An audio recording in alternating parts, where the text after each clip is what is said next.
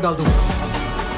பூர்த்தி சுட்டோகிதே. எல்லாருக்கும் வணக்கம். நான் உங்கள் சக்தி. இந்த வீடியோவில் வந்து பார்த்தீங்கன்னா டாப் 5ல இருக்கக்கூடிய 5 போலீஸ் இன்வெஸ்டிகேஷன் த்ரில்லர் படங்களை தான் வந்து பார்க்க போகிறோம். இதுக்கு முன்னாடி நம்ம பார்ட் 6 வரைக்கும் இந்த வீடியோ வந்து போட்டிருக்கோம். அதனுடைய லிங்க் வந்து நான் டிஸ்கிரிப்ஷனில் கொடுத்துருக்கேன். பார்க்கல அப்படின்னா பார்த்துக்குங்க.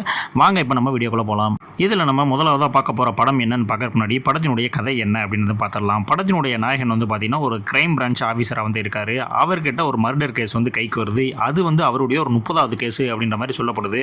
அவர் அந்த கேஸை இன்வெஸ்டிகேஷன் பண்ணிக்கிட்டே இருக்காரு. போக போக அதில் நிறைய அதிர்ச்சி ஊட்டக்கூடிய சில வியப்பான தகவல்களும் அவருக்கு வந்து தெரிய வருது. ஒரு சுச்சுவேஷனில் இந்த கொலைக்கும் தனக்கு தெரிஞ்ச சில உண்மையான நபர்களுக்குமே தொடர்பு இருக்குது அப்படின்ற மாதிரியான விஷயங்களும் அவருக்கு வந்து தெரிய வருது. அதுக்கப்புறம் உண்மையிலே இந்த கொலையாளி யார், இவங்களுக்கும் நம்மளுடைய ரிலேஷனுக்கும் என்ன தொடர்பு, இதை எல்லாத்தையும் நம்முடைய கதாநாயகன் கண்டுபிடிச்சாரா இல்லையா அப்படின்றது தான் இந்த படத்தினுடைய ஒன்லைனர் ஸ்டோரி. இந்த படம் வந்து பார்த்தீங்கன்னா 2023 தெலுங்குல ரிலீஸ் ஆன கேஸ் 13. இந்த படம் வந்து பார்த்தீங்கன்னா ஒரு லோ பட்ஜெட் படம் தான். பட் இந்த படத்தினுடைய ஸ்க்ரீன் பிளே செம்ம சூப்பராக வந்து பண்ணியிருந்தாங்க. ஃபர்ஸ்ட் ஹாஃபில் அந்த அளவுக்கு என்கேஜ்மெண்ட்டாக இல்லைனாலும் செகண்ட் ஹாஃபில் செம்ம கிரிப்பிங்காகவே ஸ்க்ரீன் பிளே வந்து கொண்டு போயிருந்தாங்க. கடைசி வரைக்கும் யாரா கொலையாளி அப்படின்ற மாதிரியான ஒரு சஸ்பென்ஸ் எலமெண்ட்டை கடைசி வரைக்குமே வந்து மெயின்டைன் பண்ணியிருந்தாங்க. ஸோ அதுவுமே ரொம்பவுமே வந்து பார்த்தீங்கன்னா அட்ராக்டிவாக இருந்துச்சு. அது மட்டும் இல்லாமல் பின்னணி இசையுமே வந்து பார்த்தீங்கன்னா செம்ம சூப்பராக வந்து கொடுத்துருந்தாங்க. எனக்கு இந்த படத்தில் பிடிக்காத விஷயங்கள் என்ன அப்படின்னு வந்து பார்த்தீங்கன்னா ஃபர்ஸ்ட் ஹாஃபில் இருக்கக்கூடிய அந்த ஸ்க்ரீன் பிளேவும் தேவையில்லாத சில ஃப்ளாஷ்பேக் சீன்ஸும் தான் எனக்கு வந்து ரொம்ப பிடிக்காமல் இருந்துச்சு. அது மட்டும் இல்லாமல் ஒரு நார்மலான ரொட்டீனான ஒரு இன்வெஸ்டிகேஷன் படமாக தான் வந்து இருந்துச்சு. ஆனால் எந்த விதத்துலையும் வந்து பார்த்தீங்கன்னா இந்த படம் வந்து போர் அடிக்கவே இல்லை. ஒரு டீசென்ட்டான ஒரு இன்வெஸ்டிகேஷன் த்ரில்லர் பார்க்கணும் அப்படின்னா கண்டிப்பாக இந்த படத்தை வந்து நீங்கள் வந்து வாட்ச் பண்ணலாம். இந்த படம் வந்து பார்த்தீங்கன்னா தமிழ் டப்பிங்லேயே வந்து பார்த்தீங்கன்னா யூடியூப்லேயே வந்து அவைலபிளாக இருக்குது. ஸோ நீங்கள் வந்து கேஸ் 13 அப்படின்ற மாதிரி டைப் பண்ணாலே இந்த படம் வந்து யூடியூப்பில் வந்துடும். பார்க்கல அப்படின்னா கண்டிப்பாக அந்த வந்து படத்தை வந்து வாட்ச் பண்ணுங்கள். ஒரு டீசென்ட்டான ஒரு த்ரில்லர் படம் தான் இது. அடுத்து நம்ம ரெண்டாவதாக பார்க்க போகிற படம் என்னன்னு பார்க்குறதுக்கு முன்னாடி படத்தினுடைய கதை என்ன அப்படின்றத பார்த்துடலாம். பாலக்காட்டில் சர்க்கிள் இன்ஸ்பெக்டராக இருக்கக்கூடிய படத்தினுடைய கதாநாயகன் ஒரு மிக நேர்மையான போலீஸு. லஞ்சம் அதெல்லாம் வந்து எதுவுமே வாங்க மாட்டார். அந்தளவுக்கு வந்து ஒரு நேர்மையான ஆள். அது மட்டும் இல்லாமல் கிடைக்கக்கூடிய நேரத்தில் மாணவர்களுக்கு மேக்ஸ் டியூஷன் எடுக்கக்கூடிய ஒரு ஆளும் கூட. இந்த மாதிரி அவர்கிட்ட மேக்ஸ் டியூஷன் படிக்க வந்த ஒரு பெண்ணுக்கு வந்து பார்த்தீங்கன்னா அவங்க வீட்டின் மூலயமா சில வன்முறையான சில விஷயங்கள் வந்து அவங்களுக்கு வந்து நடக்குது. ஒரு சுச்சுவேஷனில் வந்து அந்த பெண் வந்து மிஸ் ஆயிடுறா. இந்த கேஸை கையில் எடுக்கக்கூடிய நம்முடைய கதாநாயகன் இதற்கு பின்னணியில் இருக்கக்கூடிய ஆள் யாரு, அந்த பெண்ணை இவங்கெல்லாம் வந்து கண்டுபிடிச்சாரா இல்லையா அப்படின்றது தான் இந்த படத்தினுடைய ஒன்லைனர் ஸ்டோரிங்க. இந்த படம் 2025 மலையாளத்தில் ரிலீஸ் ஆன சூத்திரவாக்கியம்.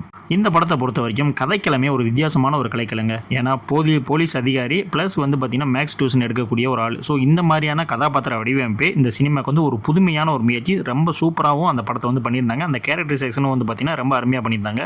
இன்வெஸ்டிகேஷன் சீன்ஸ் எல்லாமே வந்து சூப்பராகவே இருந்துச்சு. ஆனால் கடைசி வரைக்கும் அந்த சஸ்பெண்ட் எலமெண்ட் மெயின்டைன் ஆச்சா அப்படின்னு கேட்டால் கண்டிப்பாக படத்தினுடைய ஒரு 1.5 ஹவர்லேயே வந்து நீங்களே வந்து கெஸ் பண்ணிடுவீங்க இதுதான் நடந்திருக்கும் அப்படின்னு. ஸோ இந்த ப்ரெடிக்ஷன் வந்து சமூக பிரச்சனைகள் மற்றும் அந்த மனித உறவுகளை தொட்டிருக்கக்கூடிய அந்த ஒரு முயற்சிக்காகவே இந்த படத்தை வந்து நீங்கள் வந்து பார்க்கலாம். ஆனால் செகண்ட் ஹாஃப்க்கு அப்புறம் வந்து பார்த்தீங்கன்னா ஒரு மெலோ ட்ராமா பார்த்ததுக்கான ஒரு ஃபீலை தான் அவங்களுக்கு வந்து கொடுக்கும். ஸோ அந்த இன்வெஸ்டிகேஷன் த்ரில்லருக்கான அந்த மோடு வந்து டோட்டலாகவே வந்து இந்த படத்தில் வந்து அவுட் ஆயிடுச்சு. ஸோ என்னை பொறுத்த வரைக்கும் பார்த்தீங்கன்னா ஒரு நார்மலான ஒரு டீசென்ட்டான ஒரு இன்வெஸ்டிகேஷன் த்ரில்லர் படம் அப்படின்னா நான் இந்த படத்தை வந்து சஜஷன் பண்ணுவேன். எதுவும் வந்து வயலன்ஸ் சீன்ஸு ரொம்ப அடல் கண்டென்ட் இருக்குமா அப்படின்னு கேட்டிங்கன்னா அந்த மாதிரிலாம் வந்து எந்த சீன்ஸுமே வந்து இருக்காது. இந்த படம் வந்து பார்த்தீங்கன்னா பிரைம் வீடியோவில் உங்களுக்கு தமிழ் டப்பிங்லேயே வந்து அவைலபிளாக இருக்குது. ஸோ நீங்கள் தமிழில் ஒரு டீசென்ட்டான ஒரு இன்வெஸ்டிகேஷன் த்ரில்லர் படம் பார்க்கணும் அப்படின்னா கண்டிப்பாக இந்த படத்தை வந்து ட்ரை பண்ணி பாருங்கள். அடுத்து நம்ம மூணாவதாக பார்க்க போகிற படம் என்னன்னு பார்க்கறதுக்கு முன்னாடி படத்தினுடைய கதை என்ன அப்படின்றத பார்த்துடலாம். ஒரு சீரியல் கில்லருங்க. ஆனால் அவனுடைய கொலைகள் எல்லாமே தொடர்ந்து ஒரு டாக்டர்ஸாக பார்த்து தான் வந்து கொலை பண்ணிகிட்டு இருக்கான். கொண்டுட்டு ஒரு சின்ன ஒரு ஹிண்ட்டோட அடையாளமும் வந்து வச்சுட்டு போயிடுறான். இந்த கேஸ் வந்து நம்முடைய கதாநாயகன் கையில் எடுக்கிறாப்புல. யார் இந்த சீரியல்களை ஏன் இவன் வந்து டாக்டரேவே வந்து பார்த்து கொண்டுட்டு இருக்கான், இதற்கு பின்னால் இருக்கக்கூடிய அந்த சீக்ரெட்ஸ்லாம் என்ன அப்படின்றத நம்மளுடைய கதாநாயகன் கண்டுபிடிச்சாரா இல்லையா அப்படின்றது தான் இந்த படத்தினுடைய ஒன்லைனர் ஸ்டோரிங்க. இந்த படம் வந்து பார்த்தீங்கன்னா 2023 கன்னடத்தில் ரிலீஸ் ஆன மரிச்சி. இந்த படத்தை பொறுத்த வரைக்கும் கடைசி வரைக்கும் அந்த சஸ்பென்ஸை வந்து மெயின்டைன் பண்ணிக்கிட்டே இருப்பாங்க. அதுதான் வந்து இந்த படத்தினுடைய ஒரு மிகப்பெரிய பலம் அப்படின்ற மாதிரி சொல்லுவேன். ஸோ ஃபர்ஸ்ட் ஹாஃபே கொஞ்சம் ஸ்லோவாக தான் போகும், அதை நீங்கள் அட்ஜஸ்ட் பண்ணிக்கோங்க. ஆனால் இன்ட்ரோல் பிளாக்கு அப்புறம் இந்த படம் வேறு லெவலில் ஒரு சீட்டேஜ் த்ரில்லராக வந்து மாறும்.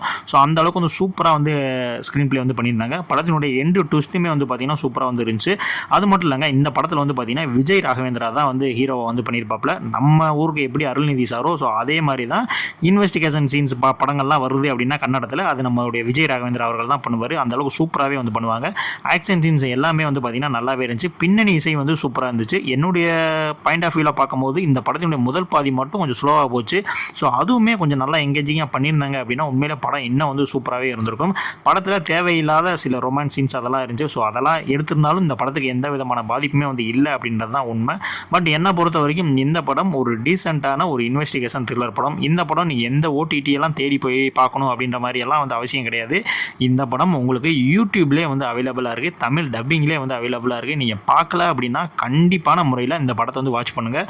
One of the underrated film அப்படின்ற மாதிரி நான் சொல்லுவேன். நீங்கள் பாருங்கள், நான் ஏன் சொல்கிறேன் அப்படின்றது உங்களுக்கே வந்து புரிய வரும். அடுத்து நம்ம 4வதாக பார்க்க போகிற படம் என்னன்னு பார்க்குறதுக்கு முன்னாடி படத்தினுடைய கதை என்ன அப்படின்றதும் பார்த்துடலாம்.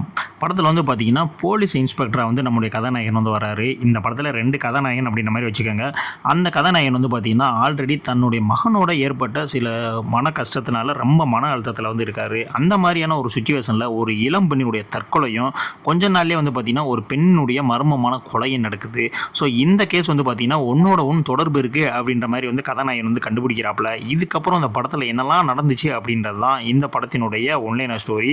இந்த படம் வந்து பார்த்தீங்கன்னா 2026 மலையாளத்தில் ரிலீஸ் ஆன வளத்து வசந்தே கல்லன் அப்படின்ற படம் தான். இந்த படம் ஒரு ஜீத்து ஜோசப் படம். நீங்கள் ஜீத்து ஜோசப் ஃபேனாக இருந்தீங்க அப்படின்னா கண்டிப்பாக அந்த படம் வந்து உங்களுக்காக தான். அந்த அளவுக்கு வந்து ஒரு தரமான படம் தான். படத்தினுடைய கடைசி 30 நிமிஷம் வந்து வேறு லெவலில் வந்து இருக்கும். ஆனால் இந்த 30 நிமிஷத்தை நீங்கள் என்ஜாய் பண்ணணும் அப்படின்னா அதுக்கு முன்னாடி ஓடக்கூடிய அந்த 1.5 மணி நேரம் படத்தை நீங்கள் சகிச்சுக்கிட்டு பார்த்துக்கிட்டு தான் ஆகும். ஏன்னா மேக்ஸிமம் வந்து பார்த்தீங்கன்னா ரொம்ப ஸ்லோவாக ஒரு மெலோ ட்ராமாவாக கான்வர்சேஷன்லேயே வந்து படத்தை வந்து நிறைய வந்து மூவ் பண்ணிட்டு போயிருப்பாங்க. ஸோ அந்த விஷயங்கள் மட்டும்தான் வந்து கொஞ்சம் அவாய்ட் பண்ணியிருந்தா இன்னுமே சூப்பராக வந்து இந்த படம் வந்து இருந்திருக்கும். படத்தில் இருக்கக்கூடிய நிறைய சஸ்பென்ஸ் எலமெண்ட்டு ட்விஸ்ட் எல்லாமே ரிவீல் ஆகும்போது செம்ம சூப்பராக வந்து இருக்கும். அந்த அளவுக்கு வந்து ஜீத்து ஜோசப் அவருடைய ரைட்டிங் வந்து இந்த படத்தில் சூப்பராக வந்து இருந்திருக்கும். மைனஸ் அப்படின்னா நான் ஆரம்பத்தில் சொன்ன மாதிரி ஃபர்ஸ்ட் ஹாஃப் செம்ம ஸ்லோவாக வந்து போகும். அதை நீங்கள் அட்ஜஸ்ட் பண்ணி தான் ஆகும். ஸ்க்ரீன் பிளேமே வந்து பார்த்தீங்கன்னா பல இடங்களில் கொஞ்சம் எக்ஸ்பிளைன் பண்ணாமல் அப்படி இப்படி விட்டுட்டு போனாங்களோ அப்படின்ற மாதிரி தோணும். நிறைய இடங்களில் சின்ன சின்ன லாஜிக் மிஸ்டேக்குமே வந்து இருக்கும். ஸோ நீங்கள் ஜீத்து ஜோசப் படங்கள்லாம் பிடிக்கும் அப்படின்னா கண்டிப்பாக அந்த படத்தை வந்து நீங்கள் அவரோட வந்து ட்ரை பண்ணி பார்க்கலாம். இந்த படம் வந்து பார்த்தீங்கன்னா ஆஹா ஓடிடி அண்ட் பிரைம் வீடியோலேயே அந்த படம் வந்து இருக்குது, தமிழ் டப்பிங்லேயே இருக்குது. நீங்கள் பார்க்கல அப்படின்னா கண்டிப்பான முறையில் இந்த படத்தை வந்து பாருங்கள். அடுத்து நம்ம ஃபைனலாக பார்க்க போகிற படம் என்னன்னு பார்க்குற முன்னாடி படத்தினுடைய கதை என்ன அப்படின்னு பார்த்துடலாம். புதுசாக போஸ்டிங் வேண ஒரு சப் இன்ஸ்பெக்டர் ஒரு மலைப்பகுதியில் இருக்கக்கூடிய ஒரு ஸ்டேஷனுக்கு வந்து ஜாயின் பண்ணுறாப்புல. அப்போ தான் வந்து அவங்க சொல்கிறாங்க இங்கே வந்து அதிகமாக வந்து எந்த கேஸுமே வராதுங்க, ஒரு நார்மலான லைனில் தான் போயிட்டுருக்கு அப்படின்ற மாதிரி சொல்கிறாங்க. ஆனால் நம்ம ஆள் ஜாயின் பண்ணலேருந்து அடுத்தடுத்து வந்து பார்த்திங்கன்னா வங்கி கொலை அப்படின்ற மாதிரி நடந்துக்கிட்டே இருக்குது. ஸோ இந்த கேஸை கையில் எடுக்கக்கூடிய நம்மளுடைய கதாநாயகன் இதெல்லாம் சால்வ் பண்ணாரா இல்லையா அப்படின்றது தான் இந்த படத்தினுடைய ஒன்லைனர் ஸ்டோரி. இந்த படம் 2026 மலையாளத்தில் ரிலீஸ் ஆன ட்ரிடம்.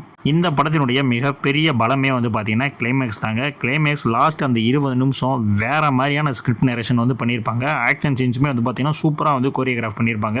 அதுக்கு முன்னால் படம் வந்து கொஞ்சம் மெலோ ட்ராமாவாக தான் படம் வந்து போகும். நீங்கள் வந்து அட்ஜஸ்ட் பண்ணி பார்த்து தான் ஆகணும். ஆனால் அந்த கிளைமேக்ஸ்க்காகவே இந்த படத்தை வந்து நான் இங்கே பார்க்கலாம் அப்படின்ற மாதிரி சொல்லுவேன். ஃபர்ஸ்ட் ஹாஃப் என்ன தான் ஸ்லோவாக போனாலும் செகண்ட் ஹாஃப் விறுவிறுன்னு சூப்பராக வந்து ஸ்க்ரீன் பிளே வந்து பண்ணி முடிச்சிருப்பாங்க. படத்தில் நாயகனாக நடித்த ஷான் நிகாம் வந்து பார்த்தீங்கன்னா புதிய அந்த போலீஸ் ஆஃபீஸர் இருப்பாங்களா, புதுசாக ஜாயின் பண்ண எஸ்ஐ. ஸோ அந்த தோரணைக்கான அந்த மிடுக்கோடையே வந்து இந்த படத்தில் வந்து நடிச்சிருப்பாப்புல. படத்தில் வந்து பார்த்தீங்கன்னா ஃபைனல் வரைக்கும் யாரா அதை பண்ணியிருப்பா அப்படின்ற மாதிரி நம்ம குழம்பிகிட்டே இருப்போம். ஆனால் ஃபைனலாக அவனுக்கு வேறு மாதிரியான ஒரு ட்விஸ்ட்டை வச்சு இதாண்டா எண்டிங் அப்படின்ற மாதிரி முடிச்சிருப்பானுங்க. அதுதாங்க இந்த படத்தினுடைய மிகப்பெரிய ஒரு பலம் அப்படின்ற மாதிரி நான் சொல்லுவேன். இந்த படத்தில் அடல்ட் சீன்ஸ் அந்த மாதிரி இருக்கா அப்படின்னு கேட்டிங்கன்னா அந்த மாதிரி எதுவுமே இருக்காது. ஆனால் சில ரத்தம் தெரியக்கூடிய காட்சிகள் வந்து அங்கங்கே இருக்குது. ஸோ நீங்கள் அடல்ட் ஒன்லியாக இருந்தால் மட்டும் இந்த படத்தை வந்து ட்ரை பண்ணி பாருங்கள். இந்த படம் வந்து பார்த்தீங்கன்னா ஜியோ ஹாட்ஸ்டாரில் உங்களுக்கு தமிழ் டப்பிங்கிலே அவைலபிளாக இருக்குது. நீங்கள் பார்க்கல அப்படின்னா கண்டிப்பான முறையில் அந்த படத்தை பார்க்கலாம். இந்த படத்தினுடைய கிளைமேக்ஸ் அந்த சீனுக்காகவே வந்து இந்த படத்தை பார்க்கலாம் அப்படின்ற மாதிரி நான் சொல்லுவேன்.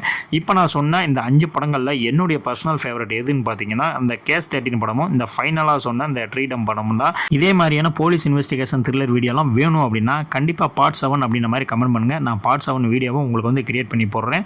ஸோ இதே மாதிரியான அடுத்த ஒரு போலீஸ் இன்வெஸ்டிகேஷன் த்ரில்லர் வீடியோவில் உங்களை நான் வந்து சந்திக்கிறேன். நன்றி.